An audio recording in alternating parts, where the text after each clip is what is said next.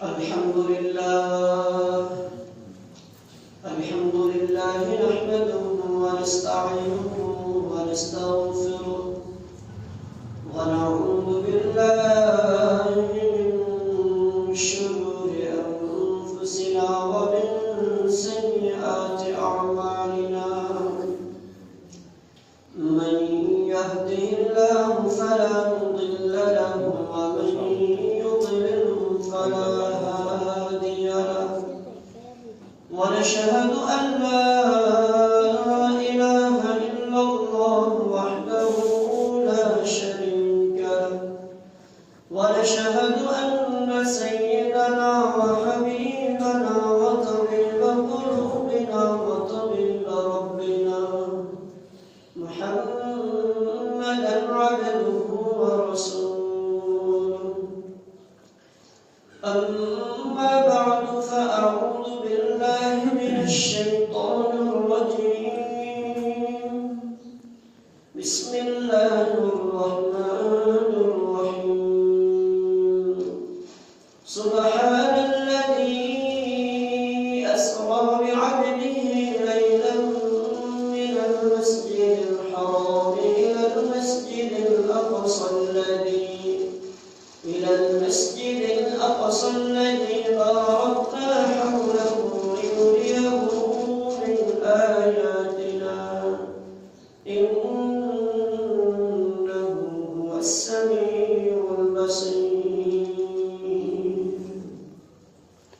وقال رسول الله صلى الله عليه وسلم اغتنم خمسا قبل خمس شبابك قبل حرمك وصحتك قبل سقمك وغناك قبل فقرك وفراغك قبل شغلك وحياتك قبل موتك أو كما قال عليه الصلاة والسلام سبحانك لا علم لنا إلا ما علمتنا إنك أنت العليم الحكيم اللهم صل على محمد وعلى آل محمد كما صليت على إبراهيم وعلى آل إبراهيم إنك حميد مجيد اللهم بارك على محمد وعلى آل محمد كما باركت على إبراهيم وعلى آل إبراهيم إنك حميد مجيد صلى الله عليه وسلم صلى الله عليه وسلم صلى الله عليه وسلم الحمد لله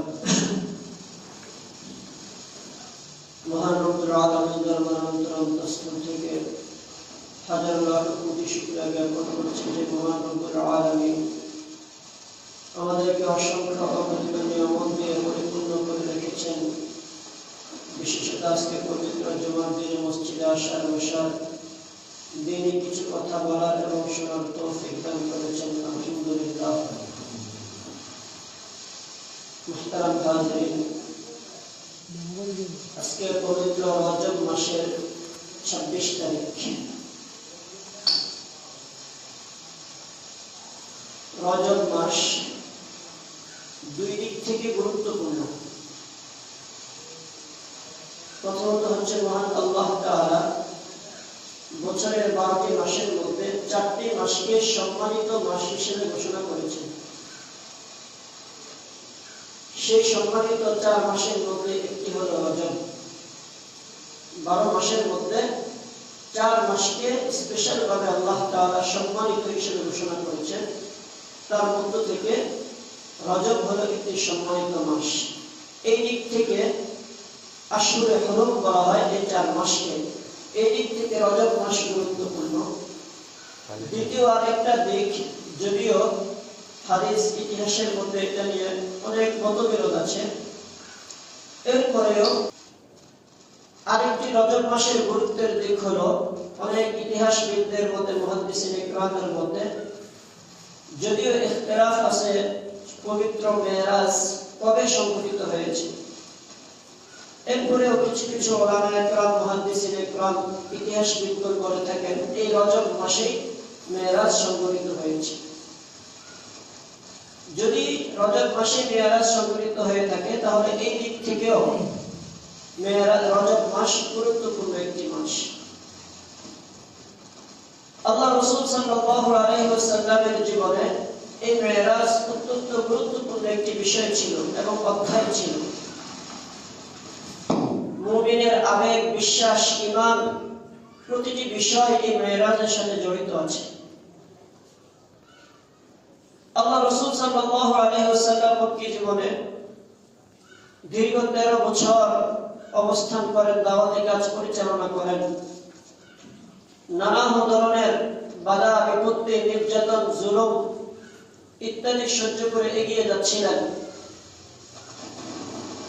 নবুয়তের 10 বছর পর আল্লাহ রাসূল সাল্লাল্লাহু আলাইহি ওয়াসাল্লামের জীবনের সবচেয়ে বড় দুই সহযোগী চাচা আবু তালেব এবং জীবন সঙ্গিনী আম্মা জান খাদিজা রাদিয়াল্লাহু তাআলা ইন্তেকাল করেন। ওনাদের দুইজনের ইন্তেকালে আল্লাহ রাসূল সাল্লাল্লাহু আলাইহি ওয়াসাল্লাম মক্কি জীবনে অনেকটাই কোণঠাসা হয়ে পড়েন। তার মক্কি জীবনটা সংকীর্ণ হয়ে ওঠে। চাচা আবু তালেব যদিও মুসলমান হন না, কিন্তু প্রভাবশালী ছিলেন এবং দাদা মুত্তালিব ইন্তেকালের সময় চাচা আবু তালেবের হাতে মূর্তিকে উঠিয়ে নিয়ে যান। ইত্যাদি কারণে চাচা আবু তালেব মৃত্যু পর্যন্ত মুসলমান না হওয়া সত্ত্বেও তার প্রভাব খাটিয়ে ভাতিজা মুহাম্মদকে সর্বোচ্চ ধরনের প্রটোকল দিয়ে রেখেছিলেন। চাচা আবু তালেবের কারণে আবু জাহেলদের মতো ইসলামের দুশমনরা আল্লাহ রাসূলের গায়ে কোনদিন হাত দেওয়ার সাহস পায়নি। ওনাদের দুইজনের ইন্তেকাল হয়ে যাওয়াতে আল্লাহ রাসূল সাল্লাল্লাহু আলাইহি ওয়াসাল্লাম মানসিকভাবে অনেকটাই ভেঙে পড়েন এবং মক্কার মানুষের কাছে দাওয়াত দিয়ে যখন আর কোনো সাপোর্ট পাচ্ছিলেন না, তখন নিরাশ হয়ে তায়েফের ময়দানে যান। বড় আশা নিয়ে যান হইতে পারে তায়েফবাসী আল্লাহ রাসূলের দাওয়াত কবুল করবেন, ইসলাম গ্রহণ করবেন, তখন ওইখানে একটা আশ্রয়ের জায়গা হইতে পারে। আল্লাহ রাসূল এই আশা নিয়ে তায়েফে গমন করেন। দীর্ঘ 1 মাস তায়েফে দাওয়াত দেওয়ার পরে নিঃস্ব নিরাশ হয়ে আল্লাহ রাসূল ক্ষত বিক্ষত হয়ে সেখান থেকে ফিরে আসেন। তায়েফের একজনও আল্লাহ রাসূলের দাওয়াত কবুল করে নাই। কবুল তো করে নাই, বরং কিশোর যুবকদেরকে লেলিয়ে দিয়ে আল্লাহ রাসূল সাল্লাল্লাহু আলাইহি সাল্লামকে প্রস্তর আঘাতে পাথর নিক্ষেপ করে ক্ষত বিক্ষত করে ফেলে, রক্তাক্ত করে। শারীরিক দিক থেকে আল্লাহ রাসূল সাল্লাল্লাহু আলাইহি সাল্লাম মক্কা যখন ফিরে আসেন অত্যন্ত মর্মাহত ছিলেন, মানসিকভাবে একদম ভেঙে পড়েছিলেন। ঠিক ওই সময় আল্লাহ সুবহানাহু ওয়া তাআলা তার প্রিয় হাবিবকে সান্ত্বনা দেওয়ার জন্য এবং মনোবল আরো বৃদ্ধি করার জন্য বড় ধরনের পুরস্কার দেন। সেটা হচ্ছে স্বয়ং আল্লাহ তাআলা আল্লাহ রাসূল সাল্লাল্লাহু আলাইহি ওয়াসাল্লামের সাথে সাক্ষাৎ করা। স্বয়ং আল্লাহ তার প্রিয় হাবিবের সাথে সাক্ষাতের ব্যবস্থা করেন, সেটা দুনিয়াতে কোথাও নয়। স্বয়ং আল্লাহ রাসূলকে মেহমান হিসেবে জমিন থেকে নিয়ে 7 আসমান উপরে উঠিয়ে আরশের মাঝে আল্লাহ রাসূল সাল্লাল্লাহু আলাইহি ওয়াসাল্লাম আল্লাহ তাআলার সাক্ষাৎ হয়। এই ঘটনাটাকে আমরা ইসরা এবং মেরাজ হিসেবে জানি। ইসরা মেরাজ কেন্দ্র করে নানা ধরনের বর্ণনা, জাল, বানোয়াট ইত্যাদি বর্ণনা আছে। এরপরে সহিহ হাদিসে আল্লাহ রাসূল সাল্লাল্লাহু আলাইহি ওয়াসাল্লাম মেরাজের যতটুকু বর্ণনা আছে আমরা অতটুকু ধারণ করব এবং লালন করব। আল্লাহ রাসূল সাল্লাল্লাহু আলাইহি ওয়াসাল্লাম এর ঘর মক্কার কাবা ঘরের পাশেই ছিল। আল্লাহ রাসূল হাতিমে কাবার মধ্যে এক রাতে শুয়েছিলেন। ঠিক ওই সময় জিবরিল আলাইহিস সালাম আসলেন, এসে আল্লাহ রাসূলকে জাগ্রত করলেন। জাগ্রত করে আল্লাহ রাসূল সাল্লাল্লাহু আলাইহি ওয়াসাল্লামকে জমজমের কূপের কাছে নিয়ে যান। জমজম কূপের কাছে নিয়ে আল্লাহ রাসূল সাল্লাল্লাহু আলাইহি ওয়াসাল্লামের সিনা মুবারক, বক্ষ মুবারক এখান থেকে এই পর্যন্ত ফেলে ফেলেন, যেটাকে আমরা স্বাভাবিকভাবে ওপেন হার্ট সার্জারি বলে থাকি। সম্পূর্ণ বুক ছিঁড়ে ফেলেন। ছিঁড়ে সেখান থেকে কলব নামক যে গোশতের টুকরা আছে, যেটাকে আমরা হৃৎপিণ্ড বলে থাকি, হার্ট বলে থাকি, এটাকে বের করেন, জমজমের পানি দ্বারা ধৌত করেন এবং আল্লাহ তাআলার দেওয়া হিকমত, ইলম এবং এই সমস্ত কিছু সবকিছু ভরপুর করে দিয়ে আবার সেটাকে প্রতিস্থাপন করে সেলাই করে দেন। এটাকে বক্ষ বিদান বলেন। শব্দে সদর বলে কিতাবের পরিভাষায় পক্ষ বিধারণ। আল্লাহ রাসূল সাল্লাল্লাহু আলাইহি সাল্লামের জীবনে 4 বার আল্লাহ তাআলা বিশেষ কুদরতের মাধ্যমে এভাবে 4 বার পক্ষ বিধারণ করেন। যেটা আমরা ছোটকালে আল্লাহ রাসূল যখন হালিমার ঘরে ছিলেন 4 বছর বয়সে সর্বপ্রথম আল্লাহ রাসূলের পক্ষ বিধারণ হয়। এভাবে মোট 4 বার আল্লাহ রাসূল সাল্লাল্লাহু আলাইহি সাল্লামের পক্ষ বিধারণ হয়। এরপর আল্লাহ রাসূল সাল্লাল্লাহু আলাইহি ওয়াসাল্লামকে জমজমের কূপের কাছ থেকে নিয়ে আল্লাহ তাআলা বুরাক নামক এক বিশেষ বাহন পাঠান। বুরাক, যেটা হাদিসের মধ্যে আছে গাধার চাইতে একটু বড়, খচ্চরের চাইতে একটু ছোট, সাদা রঙের একটা প্রাণী বাহন। এটাতে করে এটার গতি ছিল কিরকম হাদিসে আছে, তার এক পা যদি এখানে পড়ে দ্বিতীয় পা এত দূর পড়ে মানুষের দৃষ্টি যত দূর যায় অত দূর পর্যন্ত এক কদমে যেতে পারে। কয়েক অল্প সময়ের মধ্যে সে মক্কা থেকে আল্লাহ রাসূল সাল্লাল্লাহু আলাইহি ওয়াসাল্লামের সেই বুরাক মসজিদে আকসাতে চলে যায়। আল্লাহ রাসূল সাল্লাল্লাহু আলাইহি ওয়াসাল্লামের এই মিরাজ ইসরার ঘটনা 2 ভাগে বিভক্ত। মসজিদে হারাম থেকে নিয়ে মসজিদে আকসা পর্যন্ত বুরাকে করে যান। এতটুকুর সময়ের এই সফরকে বলা হয় ইসরা। আর মসজিদে আকসা থেকে ফিলিস্তিনের মসজিদে আকসা থেকে একদম আরশ পর্যন্ত যে সফর ছিল সেটাকে বলা হয় মেরাজ। ইসরা এবং মেরাজ দুইটার সমন্বয় ঘটেছিল ওই রাতের ঘটনা। ইসরার ঘটনা স্বয়ং আল্লাহ তাআলা সূরা বনী ইসরাঈলের মধ্যে প্রথম আয়াতে বলেন সুবহানাল্লাযী আসরা বিআবদিহি লাইলাম মিনাল মাসজিদিল হারাম ইলাল মাসজিদিল আকসা। আল্লাহ তাআলা মসজিদে হারাম থেকে মসজিদে আকসা পর্যন্ত নিয়ে যান। জিবরিল আলাইহিস সালাম সাথে ছিলেন। সেখানে জিবরিল আলাইহিস সালাম মসজিদে আকসার একটি পাথরের মধ্যে বুরাকটাকে বাঁধেন। এরপরে মসজিদে আকসায় প্রবেশ করেন। সেখানে আল্লাহ রাসূল সাল্লাল্লাহু আলাইহি ওয়াসাল্লাম জামাতের সহিত 2 রাকাত নামাজ আদায় করেন। পিছনে সকল নবী ইকরাম, আম্বিয়া ইকরাম, সকল নবী রাসূলগণ উপস্থিত ছিলেন। সেটা কিভাবে উপস্থিত ছিলেন? আল্লাহ তাআলার কুদরতি ফয়সালায়। পুরো সফরটাই তো কুদরতের খেলা। প্রশ্ন হইতে পারে সকল নবীরা তো আগে ইন্তেকাল করেছেন, সবাই আবার সেখানে কিভাবে আসলেন ইত্যাদি প্রশ্ন হইতে পারে। সকল প্রশ্নের একটাই জবাব, আল্লাহ তাআলার সব কুদরতি ফয়সালা। অন্যথায় যুক্তি দ্বারা যদি প্রমাণ করতে যান, ভাবতে যান, তাহলে 7 আসমান পর্যন্ত এক রাতের ভিতরে মসজিদে হারাম থেকে মসজিদে আকসা পর্যন্ত কয়েকশো মাইল, না কয়েক হাজার মাইল। কয়েকশো মাইল তো মক্কা থেকে মদিনায় তো প্রায় 800 মাইল, 800 কিলোমিটার। আর ফিলিস্তিনের যে মসজিদে আকসা কয়েক হাজার কিলোমিটারের দূরত্ব। সেই সময়ের যে সর্বোচ্চ বাহন ছিল, ঘোড়া ছিল, উট ছিল, ওইগুলো তো করে যেতে কয়েক মাস লাগতো। মক্কা থেকে নিয়ে ফিলিস্তিন যেতে কয়েক মাসের সফর ছিল। যুক্তি দ্বারা যদি করতে যায় কয়েক মাসের সফর এক রাতে তো মোটেই সম্ভব না।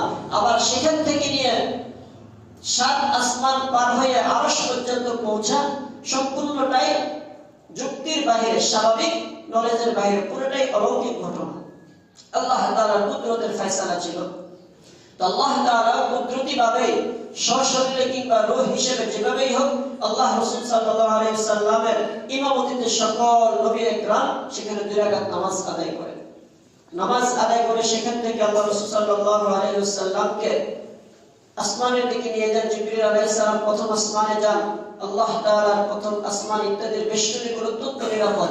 পুরো আসমানের গেট আছে, দরজা আছে, তাদের দ্বার রক্ষী আছে, দারোয়ান আছে। প্রতিটা আসমান অত্যন্ত নিরাপত্তার বেষ্টনীতে আবদ্ধ। প্রথম আসমানে গিয়ে দরজায় জিবরিল আলাইহিস সালাম, এই বর্ণনাগুলো বুখারী এবং মুসলিম দুটো কিতাবে আছে। দরজায় নক করেন, ভিতর থেকে আওয়াজ আসে আপনি কে? তিনি জবাব দেন আমি জিবরিল। আপনার সাথে কে? তিনি বলেন মুহাম্মদ।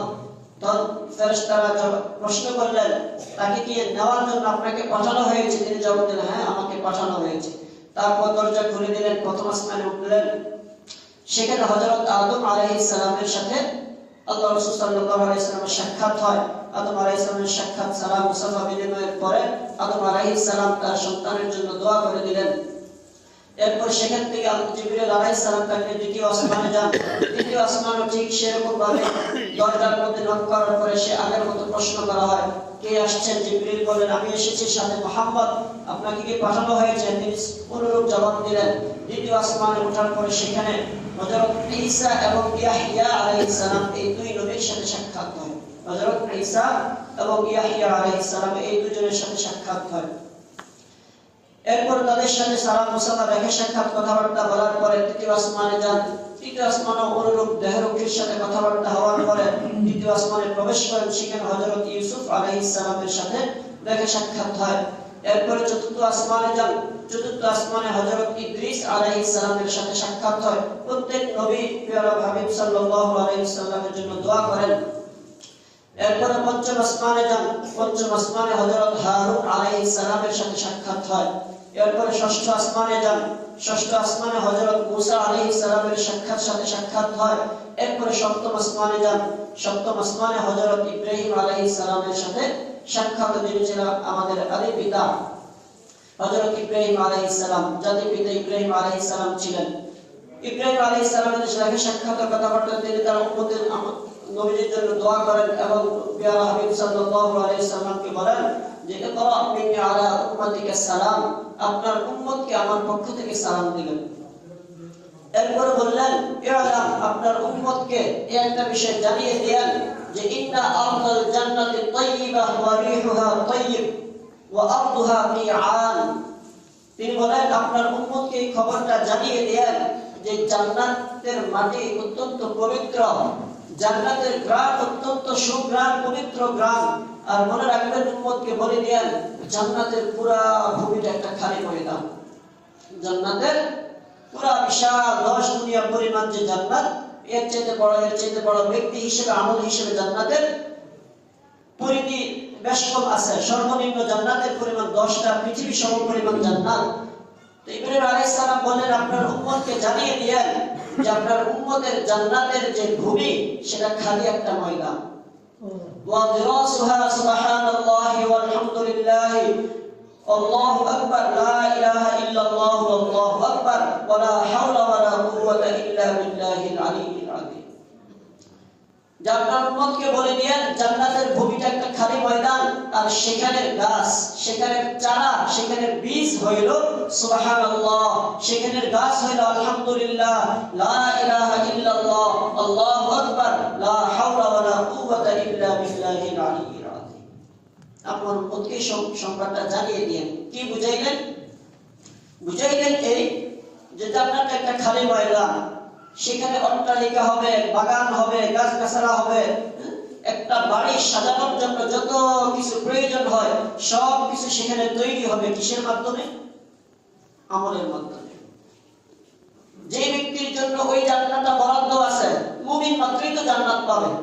প্রত্যেকটা মুমিন কিন্তু মাত্র যারা পরিমাণ ঈমান নিয়েও যদি কবরে যাইতে পারে তাহলে সে একদিন না একদিন জান্নাত পাবে। তো তার বরাদ্দকৃত যে জান্নাত আছে, ওই জান্নাতের ময়দানটা খালি। ওইখানে কি হবে? অট্টালিকা তৈরি হবে, গাছগাছালা, বাগান তৈরি হবে। কিভাবে? তার আমলের মাধ্যমে।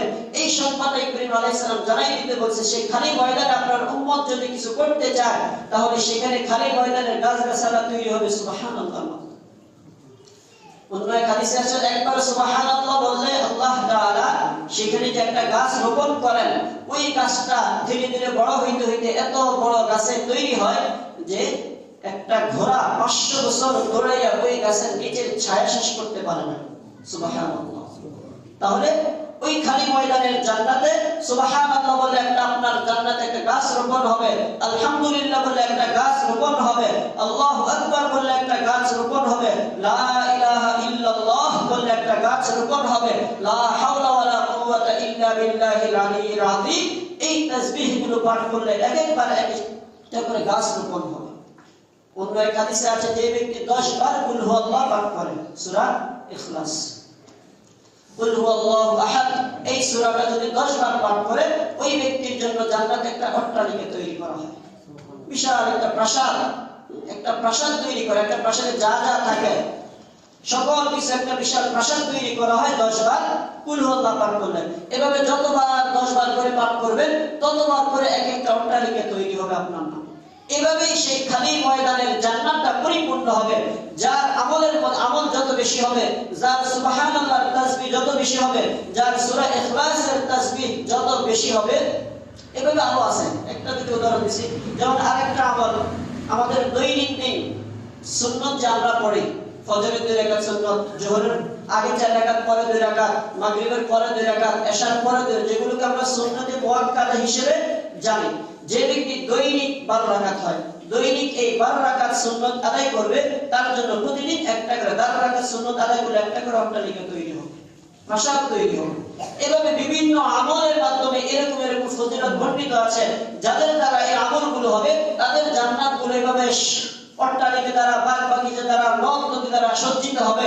আর যারা শুধুমাত্র কোন রকম ইমানটা নিয়ে, নামাজ নাই, রোজা নাই, জিকির নাই, তাসবিহ নাই, যাবে যায় দেখবেন যে জান্নাত তো আছে মাশাআল্লাহ, কিন্তু মরুভূমি।